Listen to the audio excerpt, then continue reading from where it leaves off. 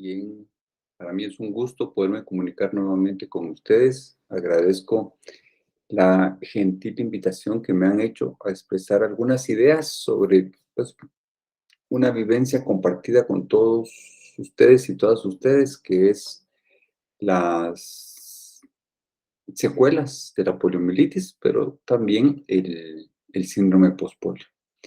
Yo le he puesto a esta charla para seguir caminando a partir de la comprensión de una lógica que es que si uno analiza en términos generales las historias de vida de quienes compartimos esta experiencia, eh, tuvimos siempre un interés y era caminar, y cada esfuerzo eh, que se hacía alrededor de esto tenía por idea de continuar avanzando, caminando. Eh, esto es importante tomarlo en cuenta, porque si uno se pregunta, por ejemplo, el número de intervenciones quirúrgicas que tuvimos, implicó el mismo número de aprender a caminar nuevamente. Y eso genera formas de, diríamos, de plasticidad neuronal, dicho muy sencillamente, nuestro cerebro se tiene que enfrentar nuevamente a desafíos que para un ser humano eh, no es frecuente, porque una persona aprende a caminar en un proceso largo, de 9 meses, un año, hasta los 6, año y medio o 2 años, pero a nosotros nos ha tocado volver a aprender a caminar después de cada una de las operaciones. Y eso lo que significa es que nosotros, nuestro cerebro tiene mucha disposición a adaptarse a los cambios, pero esa disposición adaptativa a los cambios también nos dispone a adaptarnos a algunos otros cambios que no necesariamente son mecánicos, sino que son sociales o psicosociales. Y esa es la razón por la cual probablemente muchas de las personas con secuelas de polio eh, tienen niveles de frustración muy altos porque se han ido enfrentando reiteradamente a una serie de acontecimientos que les desafía, pero a los cuales también se les ha dado una respuesta. Yo creo que eso es una cuestión importante y por eso es que le puse a esta charla para seguir caminando. Yo voy a hacer algunas reflexiones de algunos, digamos, algunos acercamientos que he hecho después de haber leído algunas cosas y después de haber conversado eh, con varios compañeros y compañeras que hemos atravesado esta situación. Yo creo que esto atraviesa por la mirada de los derechos humanos y desde ahí debiéramos de verlo. Eh, Debiéramos de pensar que somos sujetos de derecho y como tal debiéramos de comprendernos y de seguirnos construyendo. Pero es importante que veamos de dónde venimos, con el objetivo de tener claro con qué nos estamos enfrentando en este momento a esta nueva etapa de nuestra vida, que es el síndrome postpolio y sus consecuencias para quienes ya lo viven o para los que probablemente tendrán que vivirlo. Esta reflexión la hago reconociendo que probablemente algunos y algunas se sientan identificados con esta situación y no necesariamente todos. Sin embargo, yo diría que esta es una generalidad que en muchas ocasiones no necesariamente la reconocemos. ¿De dónde venimos? ¿Qué implicaciones psicosociales dejaron las epidemias de polio en los sobrevivientes? Y cuando hablo psicosociales, esa mezcla de elementos afectivos, es decir, de sentimientos, de pensamientos individuales que se amalgaman con las vivencias también de las familias, de las comunidades en las cuales en las cuales crecimos. Eh, yo diría que hay tres elementos que quedan muy claros alrededor de esto, ¿verdad? Eh, en muchas personas hay desarraigo, tuvieron que movilizarse a otros espacios físicos para poder establecerse cerca de lugares donde habían instituciones públicas que les pudieran contribuir al proceso de rehabilitación.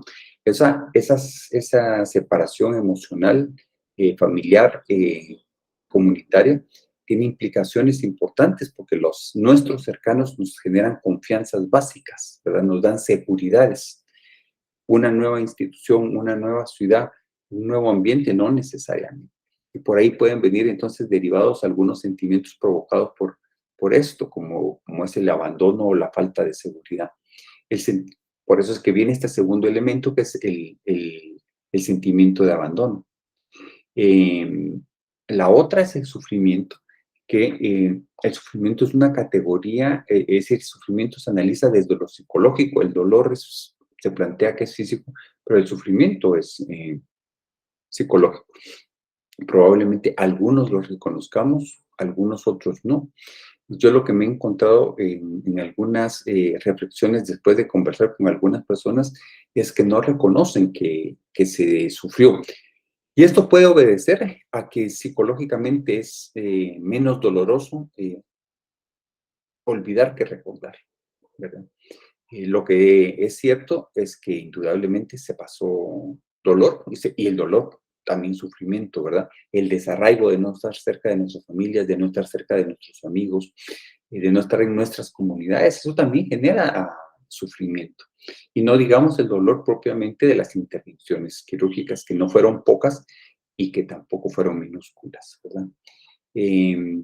Lo que más se reconoce en esta parte, que es una parte humana, no es tan reconocida. Lo que es más reconocido es el que somos sujetos de procesos de rehabilitación, de terapia física y de cirugías, ¿verdad? Eso es, digamos, lo que más se reconoce en nosotros y es probablemente lo que nosotros también tengamos más pendiente y con mucha más claridad y lo podemos ver. Pero también es cierto que esa vivencia nos dejó estampado una mirada muy concreta alrededor de nuestra condición de sujetos, ¿verdad?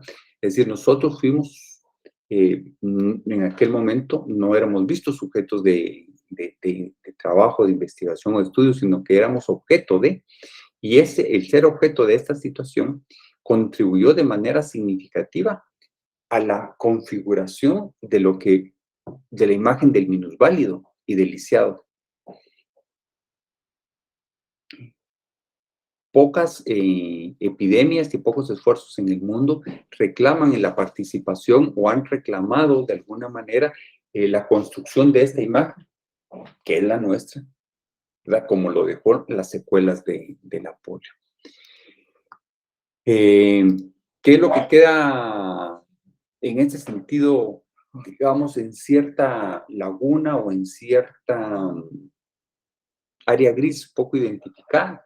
Es que esos procesos de rehabilitación se decía que incluían también aspectos de educación, de inclusión laboral, de trabajo.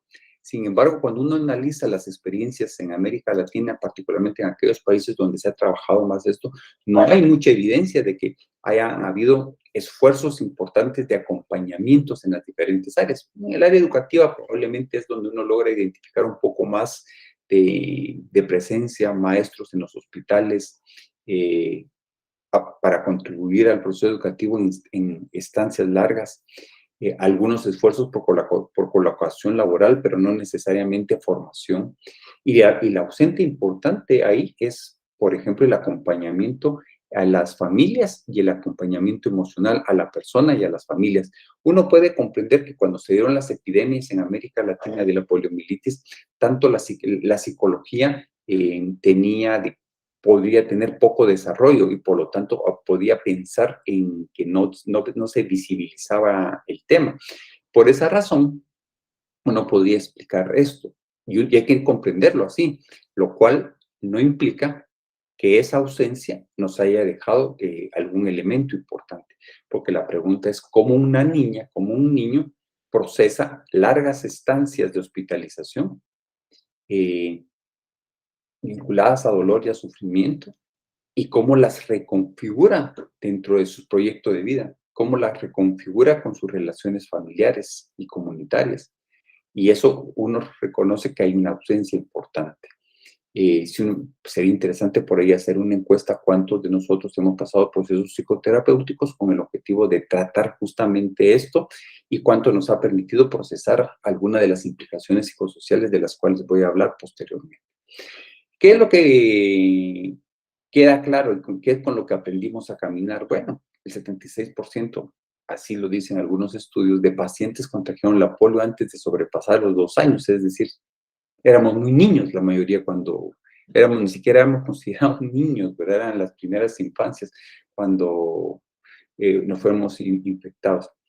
Solamente el 19% había sido vacunados antes de contraer la, la polio. El 92% quedó con secuela en miembros inferiores. El 80% se realizó alguna cirugía correctiva de sus secuelas y el 47% recibió tratamiento rehabilitador pasado a los 12 años de edad. Esas son generalidades y eso pareciera ser que es lo que tenemos más presente, lo que tenemos más, es decir, lo que es más evidente, pero atrás hay una serie de elementos que todos estos procesos nos dejaron y que yo creo que es importante para poder enfrentar lo que ahora nos toca, que es el síndrome postpolio, tenerlos claros, porque justamente estos los que pueden ayudarnos es a comprender y a disponernos de una manera diferente a este cambio, a esa reconfiguración que nos toca hacer, o probablemente nos pueden generar dificultades para seguir trabajando. Eh, yo diría que tendríamos que preguntarnos, por ejemplo, cuál es la carga de la imagen de invalidez. No estoy legitimando el concepto, pero en la diapositiva anterior comenté que el trabajo que se hizo de rehabilitación con nosotros construyó esa imagen del inválido, esa imagen del lisiado. ¿Cómo cargamos nosotros con esa imagen? Familiarmente, laboralmente, educativamente, pero sobre todo en nuestro foro personal, cómo la procesamos y cómo nos la explicamos.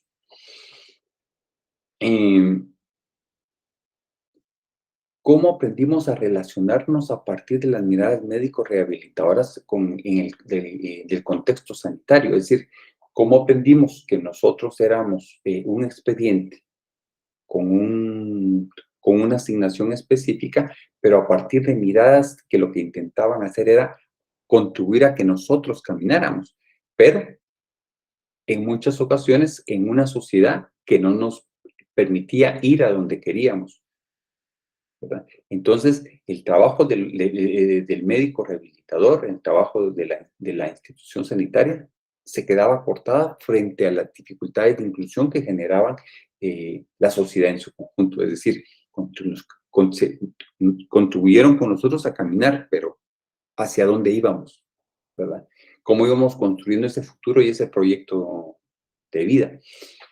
Por supuesto que a partir de esa mirada de funcionalidad o de normalidad que los médicos nos querían hacer ver y que estaba impuesta y que estaba estructurada con nuestros aparatos ortopédicos, con nuestras sillas de ruedas, con nuestras muletas, con nuestros bastones, ¿verdad? Alrededor de eso, la mirada caritativa y religiosa alrededor de de las explicaciones de nuestras vidas a las cuales tuvimos que enfrentarnos en los primeros años y que seguramente las reestructuramos años después, porque eran miradas que no necesariamente nos sentíamos nosotros bien con ellas, sentirnos sujetos de que los demás podían ser buenos con nosotros por nuestras deficiencias, por nuestra condición de salud y que por lo tanto requeríamos la caridad de los otros. Eso es otro elemento que debiéramos de pensar cómo lo hemos trabajado. El dolor y el sufrimiento para los sobrevivientes, es decir, para nosotros como para nuestras familias, ¿cómo procesamos esos? ¿Cómo nos enfrentamos a esa situación? Legitimábamos el dolor en aras de contribuir a la medicina y contribuir a nuestro propio desarrollo. Y ahí hay un dilema importante, porque a pesar de que el sufrimiento nos fue útil para caminar o para desplazarnos de mejor forma, también es cierto que no se puede negar que eso dejó caudas importantes y que esas caudas importantes, por ejemplo, podrían seguirnos marcando el día de hoy. ¿A qué me refiero a eso? seguramente todos esos procesos hospitalarios fueron en más de alguno de ellos considerados como momentos traumáticos. Y no estoy diciendo que nos victimicemos, estoy diciendo que nos comprendamos adecuadamente. Ese momento traumático deja huellas en nosotros. Por ejemplo, menciono alguna. Esa condición de hiperreactividad frente a lo que nos ocurre.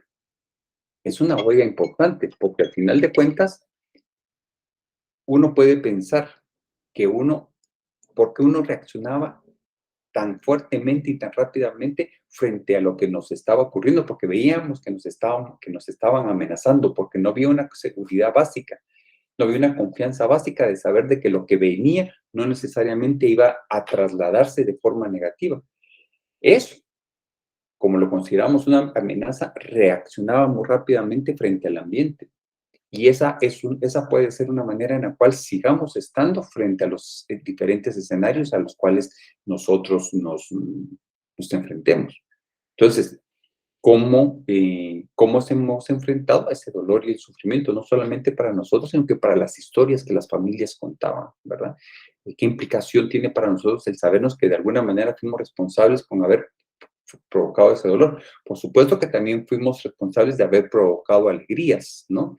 La alegría de caminar, la alegría de ir a la escuela, de terminarla, la alegría de estar en el trabajo, como muchos chicos en los primeros años de la juventud, la alegría de compartir ser madre, ser padre, de titularnos en la universidad. Es decir, no solamente estoy planteando esos dolores, pero creo que es importante tomar en cuenta esas miradas, porque en muchas ocasiones la que viene es la que quiero yo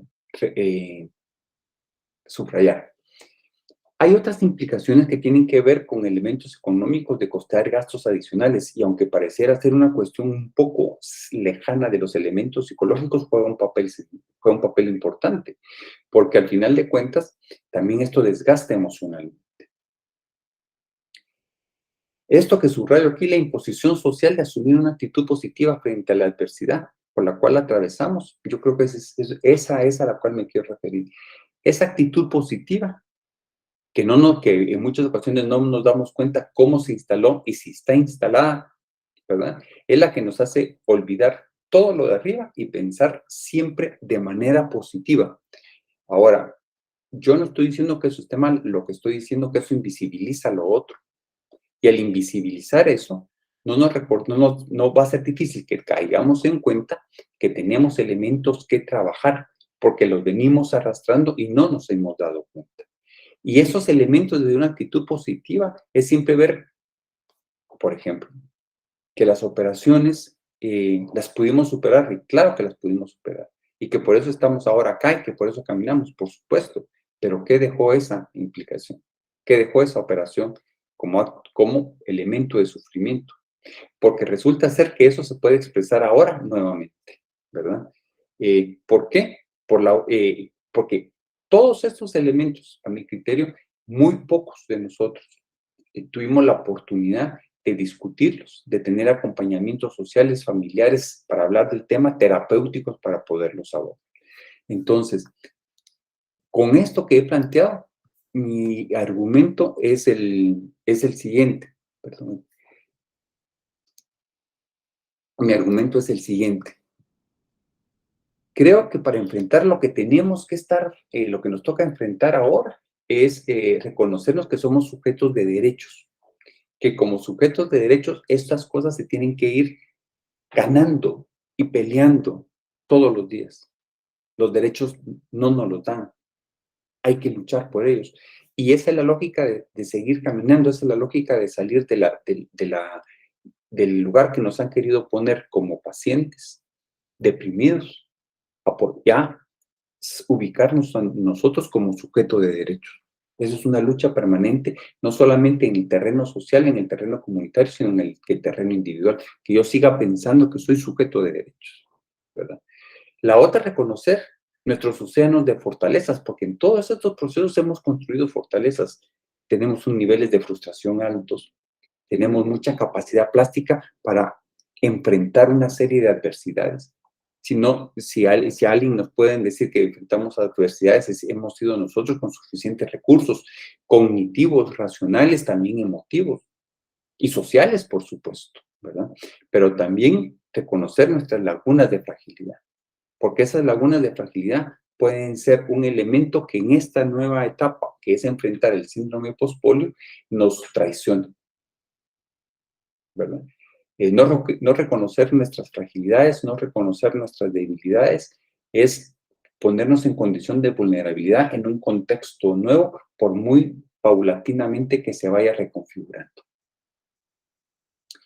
Y para eso creo que es importante la construcción, el diálogo desde una perspectiva crítica, pero sobre todo humana, ¿verdad? Reconocer que lo que nos ha tocado vivir no es una condición normal, que nuestras respuestas no han sido patológicas, que nuestras respuestas emocionales, sociales, han sido lo suficientemente importantes para llevarnos al punto al cual estamos hoy, pero que esa posibilidad de diálogo debe de seguirse construyendo, debe de seguirse elaborando, porque cuando yo escucho al otro desde su particular situación, puedo encontrar que hay elementos comunes que me explican por qué estoy pasando lo que estoy pasando, pero también logro identificar injusticias, también logro identificar recursos que hemos construido, pero también logro identificar racionalidades, es decir, narrativas que hemos construido